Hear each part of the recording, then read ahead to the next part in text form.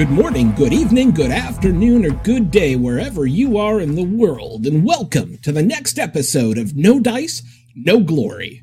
Sponsored by our jobs that actually pay us money, we're coming to you not at all live from an abandoned arms factory deep under a mountain in West Virginia. We are proud to proffer to you the finest in wargaming coverage. Without any further ado, let's get this show on the road.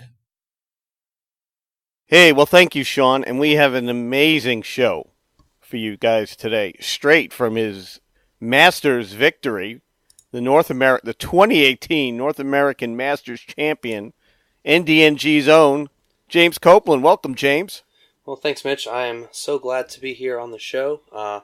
It was only a 9.5-hour drive home, so I was able to get a nap some along the lines, and I am here with you now. Yeah, and we appreciate you being on so early. Now, who was your road trip roommate? Wasn't that Peter Zerfy? Yep, Peter Zerfy, Pastor Pete. He was the roadie, and he drove me home. I drove him there, and we got our hotel, and we went to Masters this year. I got to tell you, there's no one I would want to spend 9.5 hours in the car with, but if I had to take somebody, it would be Pastor Pete's. He's a great guy. You know, I learned so much about him, and I'm pretty sure he learned more than he needed to know about me on our drive. Really? There's nothing like a road trip that you just get to know people, and you get to know more than you really probably should know about them. Yeah, that sounds to me like another show. So, 2018 Masters Champion. That's what the plaque says. And you went undefeated at the tournament, didn't you? Yeah, undefeated, 6-0. There were two games that were really close. My fourth game against Benevanska was really, really close. Came down to a lot of assaults with Crusaders versus Soviet infantry, and then my last game with Chris Jackson, the last game of the tournament, came down to 3 dice rolls. Would have been a 2-7 or a 7-2, one way or the other, and he just had to keep his formation around until the end of that turn, and he rolled a 2 for 1, he rolled a 1 for the other, and then he re-rolled with his company commander and wasn't able to keep it around, so the company commander left right when they were about to win. So if you would have lost that, it would have been Chris Jackson taking home the top prize again, huh? I think the way the points worked out, it would have gone to strength of schedule, because I killed enough points to keep it tied instead of him jump ahead. So it would have gone to strength of schedule, which would have been a really tight game and a lot of math. I would not have envied Dave Griffith trying to get that one done. Yeah, so let's go over your first day there. Who was your first game against? My first game was against Keith Gilmore. It was great of him to drive down from Minnesota in his little Ford Mustang convertible. Hopefully the top was up. But I played my first game against him, and I want to say that was rear guard. The way the missions worked, you declared your attack defend according to the more missions book, and then the TO would call a random number, and that's the mission that you would do. Wow. So no dice roll, completely random. So I played rear guard, I think, 4 times in 6 games as the attacker every time. But played against Keith Gilmore. He had some pretty interesting ideas for his 104-point list. That was our first game, was 104 points. And you were running Brits, correct? Yes, I brought Brits. I brought Brit tank companies of different light varieties. So for my first list, I brought Honey Stewarts, Crusaders, backed up with some M10s. And that was my large point list. And I was just fortunate that I was able to get the attack maneuver on that one, so that I didn't have to have any reserves. Because I think that's pretty much what got me the game there, was Keith had to have reserves, and I was able to shove probably close to 30 tanks on his infantry pretty much on turn 1. Wow. Now, going into that, with the using more missions, were there specific missions you really wanted to play? It sounds like you really wanted to attack. With the force that I brought, and knowing that I could declare an attack maneuver or an attack order every turn, now that's what I did. I went 6 games declaring attack. The missions that I would want to do Absolutely. And with that More Missions pack, it gives you a little bit of strategy before the game even starts, where Mm-hmm. you can kind of pick and choose what you think your opponent's going to play. For instance, in my games against Chris Jackson, he brought infantry companies, so an infantry company against a light tank swarm, he's probably not going to choose attack. He might throw maneuver in there, but he's likely going to defend. So I know that if I choose attack against his defend, I'll have a pretty good chance of him getting a reserve mission and me getting everything on the table. Which Hmm. that's, I think, a good way to win games. But Oh, it gives you a little bit of pre-strategy before the game starts. so your second game was against NDNG's own Tom Burgess. Yes, it was. I was a little upset to have to put down another NDNG staffer, but it was either him or me. And You did it 3 times, so it's okay. I did it 3 times. Um, Tom brought a really interesting Africa Corps list. He tried.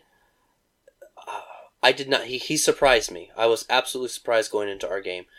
He brought a armored car company, and when you see an armored car company, what do you expect?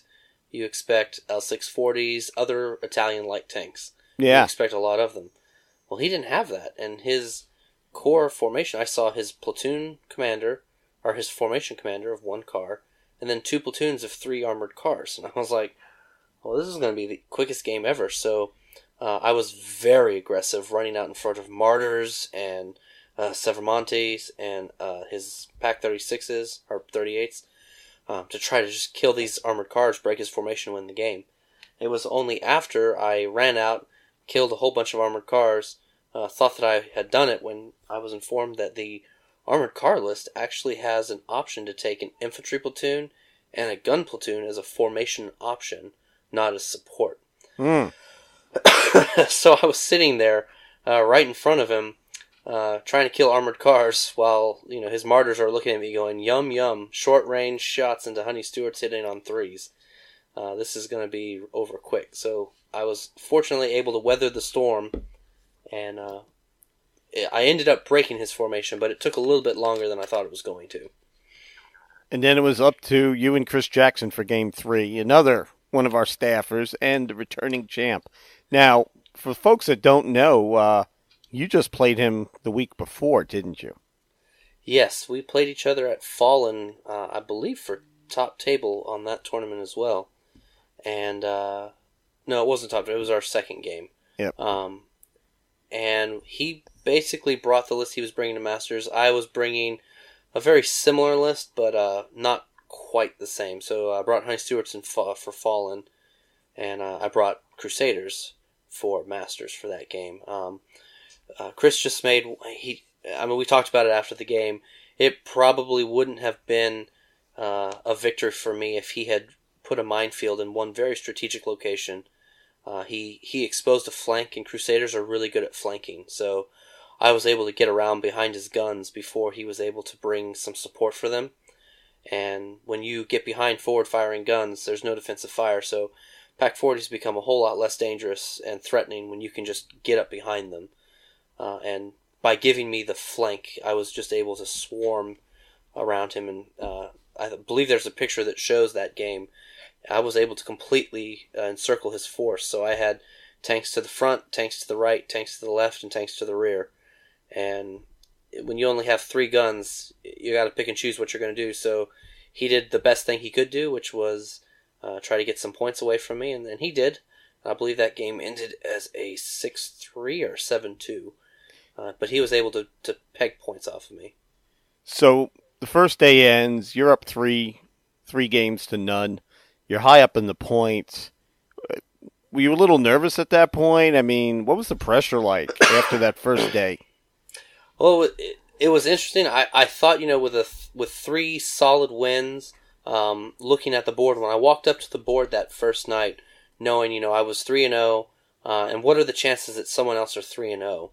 And I walked up to the board, and I'm looking at the points, and no one else is really quite close to me. I'm at 19 points at that time, and I look and I see one name on the polls, Benovanska, and my mind immediately went to Historicon, where I played against Ben, and he soundly trumped me with his Soviet tanks. And I'm looking at what he's bringing, and he's bringing Soviet tanks. And I just had a flashback of just sheer terror. I was like, well, great. It's going to be me and Ben, and the list that we were playing, our 88-point list, was the one list that I didn't have all of the M10 support that I really wanted. And I knew that he was bringing a platoon of 4 KV-1s.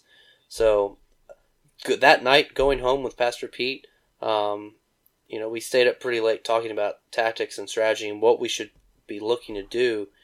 And I couldn't come up with an option. So going into that night, thought about throwing a maneuver against Ben, thinking he's going to attack, to at least give me an option to maybe sneak a quick feint to an objective and outrun him to an objective. Really nerve-wracking, knowing that you're going into playing one of the Ben's a good player. And he's let's really hats out to the Pittsburgh crew. One is they travel, and Ben and Tim McClellan are really, they're great guys, and they're also really good players. I wholeheartedly agree with you. Ben and Tim both will sit with you during the game. You forget something, they're not going to, even during a tournament. And, just to kind of speak to the character, and honestly to the character of most of the players that come to tournaments. It's few and far between. There's some people out there, but at the Masters tournament, you're supposed to be the best players in the game, and we still make mistakes and we forget stuff. And Ben and Tim are the kind of players that you're like, oh, I forgot to launch this assault before I turn over. Do you mind if I do that? And Ben let me pull off an assault that actually helped me to win the game. And if that doesn't speak to sportsmanship, I don't know. Your fears were well founded, because the next morning, who was your first opponent in Game 4 of the second day? My fears were well founded, as they declared 88 points as the game we were going to play, and they put down the score sheets, and I saw myself paired up against Benevanska in the one list that I did not want to play him in. I had to go with my gut, and I went with attack. I always try to declare the attack order. I went with the gut. I believe we had an encounter for that mission, and I was able to spread the objectives out really, really far apart in encounter, which with him bringing KV-1s and Valentines, he's got to split his force up at the beginning during deployment, and I was able to push both objectives really hard so that he couldn't concentrate force on one or the other.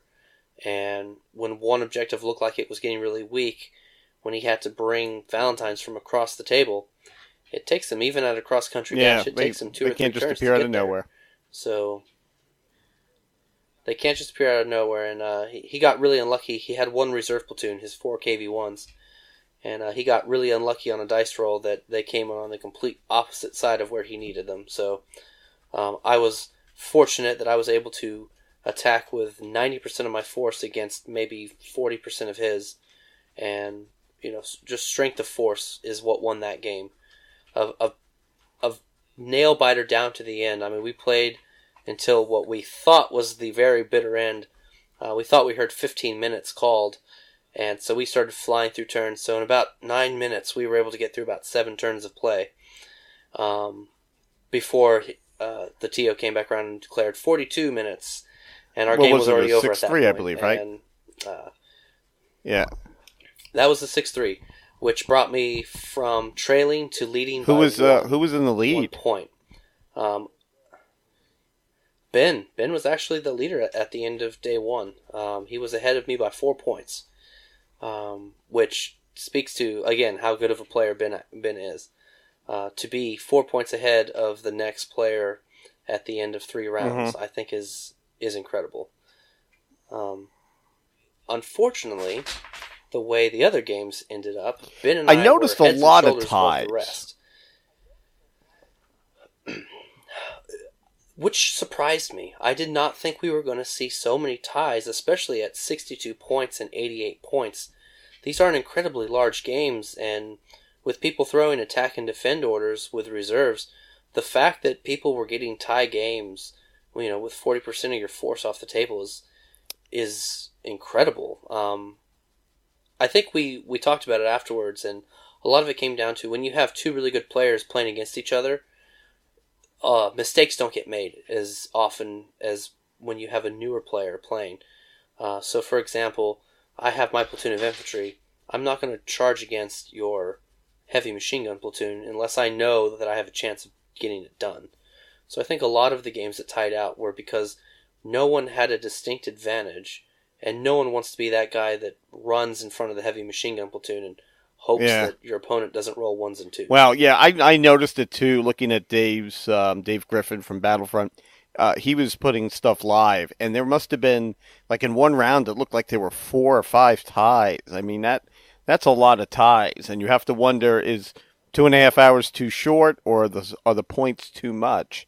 Well, then you go into round 5, and who was your opponent in round 5? Well, round 5, because of all those ties, and with Ben only losing 3 points in his game, Ben and I were actually paired up again because of the straight Swiss format. We were paired up again. This time, we were playing our 104 points list, which I felt much more comfortable about, and throwing the attack maneuver defend chits down came up again. We both chose attack. So meeting engagement, right? This time we had it's a meeting engagement. I'm trying to think of what the actual mission was. I want to say counterattack, where the defender chooses 2 table corners, and you choose another, and you put the objectives in the other corner. Again, a mission where Ben had to choose reserves. Having played my list and seen what I had this time, he chose to leave his KVs and a platoon of infantry, I believe, off the table, bringing a platoon of rifles, a platoon of SMG guys, and his Valentines on the table. Fortunately, this time I was able to bring my M10s in force, and the way the mission was, I was able to deploy the M10s within short range to his Valentines. And on turn 1, I was able to attrite, out of 10 Valentines, I think I had 6 dead. So after the Valentines were dead, he popped his ambush. It was an envelopment. That game was over very quickly. He was able to pull out his points, however. He brought his KVs on at the right time in the right place, and he was able to pop a platoon. That game ended 7-2. But as soon as we saw the mission and the force comparison, Ben and I looked at each other, and we knew how that game was going to end. It was just, was it going to end as an 8-1 or a 6-3? It was just the perfect storm for me, or the perfect storm for him, I should say, and a great, easy game. Pardon me. And that pretty much took him out of the running for number 1 at that point. At that point, losing 7-2 and 6-3, I mean, I was so far ahead of him now at that point that it put him back into the pack. So he was going to either be paired up for round 6, depending on the way the games went, with Chris Jackson, Tim McClellan, Chris Johnson. These are some of the big names in the tournament scene. And playing them for second place, you're going into a hard fight right there. So it took him, I wouldn't say it took him out of contention for top place at the time. I'd have to look back at the scores, but it definitely put him into a hard game for second. And then round 6, you're up against Chris Jackson. So let me get your mindset going into that. You're playing Chris pretty much at that point. This is the 3rd time in a week, and you've played him a bunch of times in the past. He's a good player, and he was last year's champion. What was your mind like going into that game? Honestly, at this point in time, we looked at the math, and it was pretty obvious. Last year, Chris just ran away with the competition, and it came to the point where Chris could have just forfeited his last game, and he still would have won first place. I wasn't quite so far ahead that I actually still had to play this game, but I think the math worked out that as long as I didn't get an 8-1 against me, that there was no mathematical way for Chris to jump me. I saw So that the when name of the Dave game posted for was round 5. I said, barring an 8-1, it was your tournament. Which is still, I mean, Chris is a good player. That could happen. it's possible, and with the force he had and the force I had, it's a hard mission. I made a key mistake, and the game really came down to some dice rolls at the end. Unfortunately, I only had tank teams in this army in my 62-point force, which was uh, it's a weakness in the list. Not having infantry, if an objective goes near a building, you've got to sit there and try to dig infantry out with machine guns or Yeah. your no HE Stuarts. It's going to be really hard, and he did a really good job. The one objective I put in the open was defended by Martyrs and Seven Montes and another gun platoon with infantry on the objective.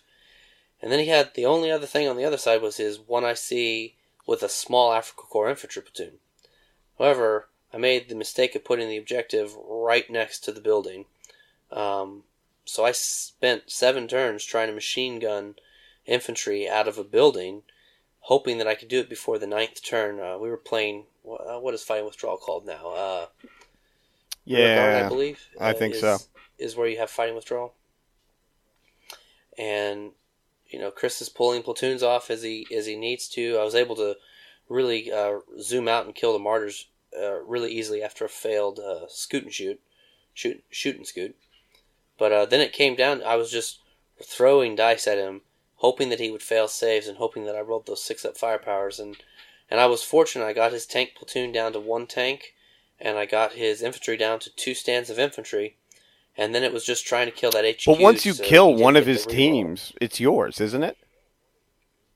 Because the worst you could have done was a 7-2 at that point, or 2-7. That's true.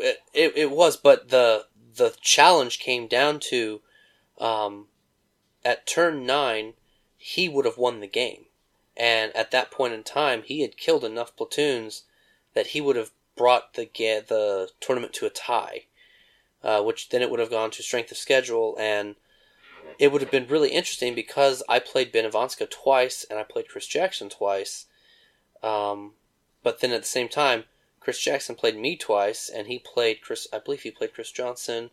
Like, he was playing the other top leaders. Like, it would have been a very, very close. It would have gone from a for sure to a very convoluted and close thing. And it really came down to, on turn 9, before you check for victory conditions, you check for formation morale. So, checking the 1 tank platoon, he rolled a 1, they ran off the table. Okay, looking good. Now he's just got to roll the infantry off the table. He rolled a 2. What are the chances that his fearless infantry roll a 2? But have no fear, the 1IC is here, and he dropped that 1. The infantry platoon ran off the table, leaving the 1IC as the only infantry, or the only formation asset available. So his formation broke literally on the cusp of victory, which then in turn gave me the 7-2. Against Chris Jackson, and that just cinched let's just go over how everybody finished. You came in first. McClellan was second, right? Or was it Chris Johnson? Nope. Tim McClellan came in second. Chris Johnson third, and then our my roadie Pastor Pete tied with Pastor Chris Jackson Pete for 4th place. Yeah, Pastor Pete with his ARP. I know ARP's got a lot of heat earlier in this tournament season about just not being very useful. And, seeing Pastor Pete, Pastor Pete got 2 8-1s at Masters. I walked away with 1. The fact that he walked away with 2 8-1s against some really good players is, that should tell you, A, he's a good player, but B, there's some strength in American ARPs that I think a lot of people overlook. Maybe God's on his side. And, I hate to tell you, about beating up the NDNG crew, but Ben is going to be one of our writers. We just need to get him his first article out. So, way to beat up on your staff, my man. Well, like I said at the very beginning, it was either me or them. And in a case like that, I have a space on my wall that I was saving for that Masters plaque. It was right between the Iron Man trophy and the Team Yankee Nationals trophy. So there was a space on the wall, and I would have been really Well, disappointed going and home let's without it. talk about that. So you've been playing very competitively for the last few years. This is your second Masters. How important was it for you to not only make Masters, but to win it this time around? I'd say it was about a 50-50. Like, there was 50% of me that really just wanted to get there. Last year, I remember. I came in second place last year, and Chris Jackson beat me out of it. The one game that he almost lost last year was the game against me. And knowing that I could have grabbed it last year, it really just kind of set a fire in me. Like, I really just wanted to do this, like, not to prove that I could do it, but to see if I could. And then going 6-0, like, I couldn't believe I was shaking at the end of my game with Jackson, and knowing that taking the plaque out of the defending champ's hand, like, that's just not something you don't see. Except And not only that, a good friend and a guy we all love. Absolutely, yeah. I know that there's nothing more infuriating than rolling 1s, 2s when you're just looking for a 3 on 3 dice. Like, and I know it's infuriating, but if there's something that's good about the tournament scene and the crowd in general, there, Jackson brought up a really great point. Some of his best friends were in the room with him this weekend, and I echo that. Like, some of my best friends were all in Indianapolis this weekend. Some of the Able Company guys, Jackson down south. All you were missing was me and Ed Sales. Yeah, exactly. And we all went out the night before and had a great dinner. Had some great conversations, great drives up with Pastor Pete and a drive back. And it's true. Some of my best friends right now play this game, and I get to see them. We all lead adult lives, and sometimes, life gets in the way. I think tournaments, yes, they're competitive, and sometimes that brings out the worst in people, but it also is a great time that I get to see friends at least once a month when we all come together to play a game that we love. And that, I think, is what, to me, makes going to Masters the preeminent event for me of my year. Is I know that I'm going to get to spend 2 days playing a game in a place I'd never been to Indianapolis before this weekend.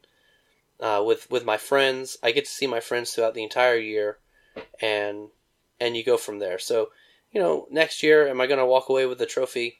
Who knows? Maybe, maybe not. Am I going to curb stomp some new players to get there? Probably not. But I look forward. Let me bring to up a few again. questions.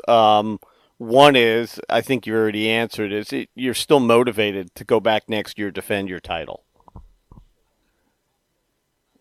I think you have to defend the title once you got it. I mean, what would... you love Tom Brady, don't you? How many... Actually, right. I'm more of a Matt Stafford guy, but, think of your great quarterbacks. They go to the Super Bowl once. Oh, there is Dan Marino. Yeah, it's... I'm just going to bring up Dan Marino here. Bring up Dan Marino. So as we go through this tournament season, number one guy, Masters, Chris, great opponent. Do you think it's going to put a little bit more pressure on you as we go through this tournament season? All this last year and all through the year before that, I would go to a tournament, and the guy to beat was Chris Jackson and Chris Johnson and Best Senior. Like, these are the guys. I don't know, maybe it's kind of goofy and silly, but these are the guys to beat. And going into a game with them, it's a little nerve-wracking.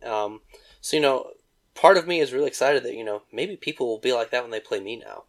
Maybe they'll be oh, James Copeland. How am I going to? Well, you may not know this, but people but the other part actually of me are. I mean, well, I really hope that's not the case. I do make some pretty. Well, I mean, mistakes everybody sometimes. does, but I mean, it's people know that you're a good player.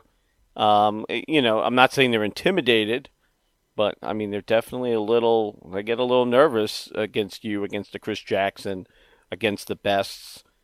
because this is top notch. This is top notch competition, and one of the things that's great from going to so many tournaments is we have amazing competition. I made the comment on Facebook that the guys that play in this Northeast corridor, this Mid Atlantic corridor, are really, really good players. And I'm going to throw Chris Jackson on that list, even though he'll travel anywhere to play. But you look at playing each other all the time, it makes our players better. Same thing with the Pittsburgh crew. Those guys are really getting good, and they keep playing. And people come to tournaments because they want to play and see how they rack up against you guys. They say practice makes perfect, and I mean, I'll throw this back. Think 3 or 4 years ago. It was more than that. Maybe 4 or 5 years ago, when I came to Chantilly for that first time, and you all showed me how to play the game. I sucked, and to see people come to the tournaments and get better, I think that's just. Do you have to say thing, a thank you to Bill Pittman for this victory here?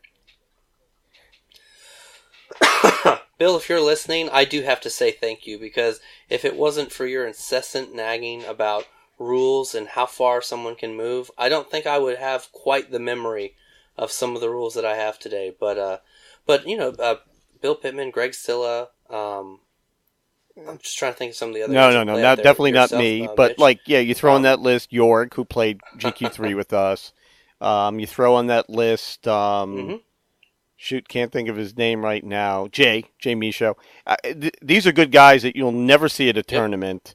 Ray, but they know the rules, and when you play in these big, epic games with them, the rules are being discussed, and then once you get some confidence, you hit the tournament scene.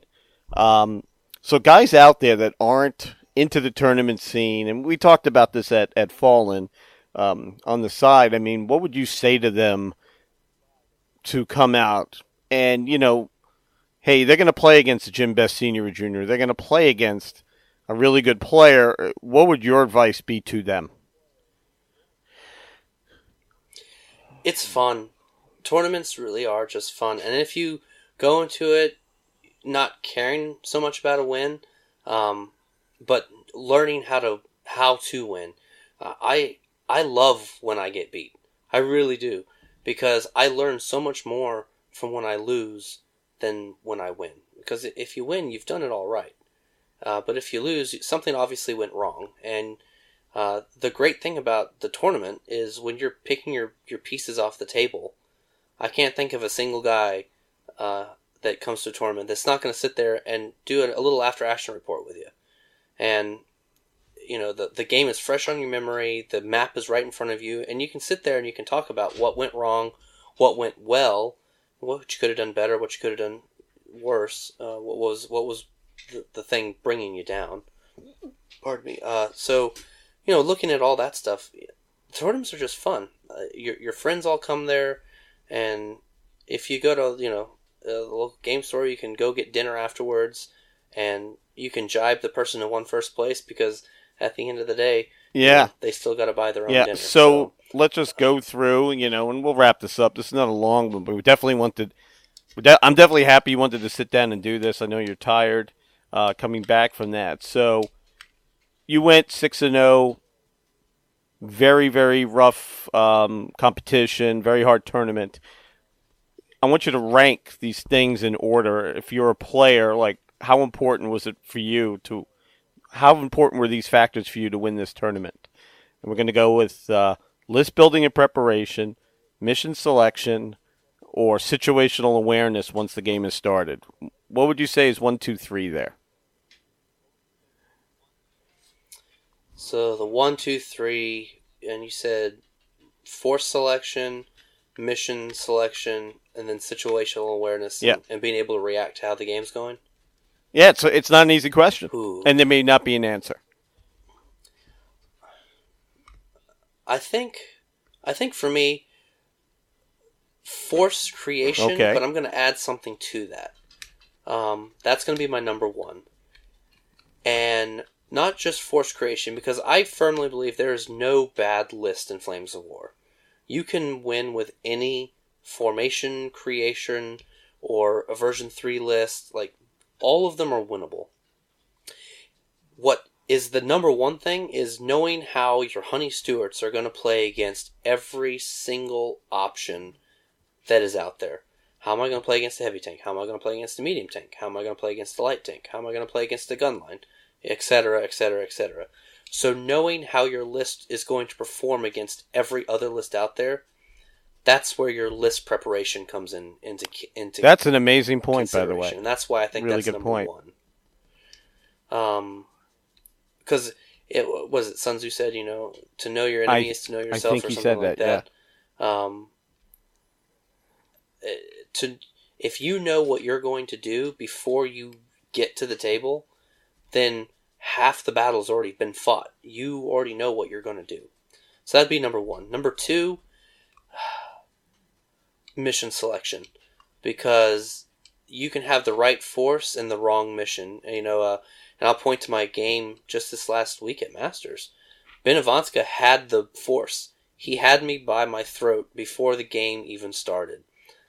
What can I do against KVs with 18-9? I can't do anything. But because of the mission selection and that tool that they give you, like I said, the strategy before the game. If you can play the right mission, you gain an advantage that you may not otherwise have. So I'd say that's number two. And then number three, no less important, but racked and stacked, I'd have to put it at number three, is, you have your initial battle plan, and you go in, and you're going to get that battle plan done. But then 4 KVs come trundling out of the woods 4 inches away from your objective. Now what do? You've got to throw your old plan out, come up with a new plan on the spot about how you're going to deal with that. And is dealing with that holding the objective and hoping that you can push hard on his objective? Or is it pulling back the attack to focus all assets on those KVs to push them back? So situational awareness, I'd rank it number 3, because at the end of the day, the preparation you put into the game is going to pay tenfold if you don't. Yeah, that's, a lot of guys spend a lot of time on lists, and I think you bring up a point that is forgotten. It's not so much of creating the list. Any list can win. It is how it's going to do against whatever an opponent can bring, and the only way to figure that out is by playing. Yeah, you've got to take that list and you've got to run it through the gauntlet. And I mean, if you look at my tournament season this year, I brought Honey Stewarts in some flavor to any tournament I went to because I wanted to learn how to make them work without scout tanks, how to make them work with scout tanks. I thought at first you had to have 62 Stewarts to make them worthwhile. And I learned at Cold Wars that that's just not the case. 62 is way too many. And then, 2 or 3 tournaments later, I learned that you don't even need scout tanks. You can really win with 18 Stewarts. It's possible. And then it's just all fine-tuning. So the more you play, the better you get at that certain list. And, to that end, I'm going to make PZ4s great again. I don't know how I'm going to do it, but that's what you're going to start seeing me running at this next You're going to be running Germans. At tournaments. Germans. I don't know about Shermans. Yes, Germans. Yes, I'll be doing the PZ4s. I'm thinking I'm going to back them up with some Martyrs and maybe a Ferdinand once that comes out. Well, it will be out on the 1st. And aren't we playing on that day? That's what I'm hearing. Yep, there's a tournament in Fredericksburg. James Best Senior's actually hosting a tournament for Toys for Tots. And it's going to be... I'm going to have enough points that I can actually bring Germans. What's it, 109? Or 100... I thought it was 115 or 120. Oh, it's going to be awesome. I'm looking forward to that. It's going to be fun. So you're going to see me there with Germans. Are you going to bring the trophy with you? That tournament? No, Do you want me to bring the trophy with you? I mean, you don't have to. And I do expect you to say, go up to a new player. I'm a pretty big deal around here. I tried to do that with my wife, and she just ignored me for the first week. She plays too. I tried that strategy. So is she coming to the tournament? She does play too. She's actually thought about it. So Soviets are coming out hardcore, and she plays Soviets. If she comes, I will try to get the. I think I have some T-34s, like the older ones that I'm never going to build. So, we could try to do that. And I'm, whenever you're in a tournament, Joe is continuously rooting you on, and that is just a beautiful thing. She's really good at that, and there's nothing that brings a smile to my face than seeing my wife root me on at the sidelines, even though it's on Facebook. I look forward at the end of each game. She's waiting. This entire last weekend, I had a little Facebook group going of the people that were interested, and I was texting them the results and stuff like that. And she kept on sending me all the gifts. I don't know how many gifts I have of. I'm having a name blank now. Come on, you know who this is. It's Rob. What's his name? I know from who it is. what was that movie? You Can Do It. It's from Waterboy, isn't it? Oh, yes. So I got those one. No, Shia LaBeouf. Just do it on the green screen. I got about 1 billion of those this weekend. So if you look at my phone, you would think that I have some obsession you with do. Shia Maybe LaBeouf, you do. I don't know. He's an interesting guy. We should get him to play some Flames of War. What do you think? You know what? Celebrity. We should get it. It's like Celebrity Apprentice, do right? it up. So you're diving back in with a new force for the 2019 season, and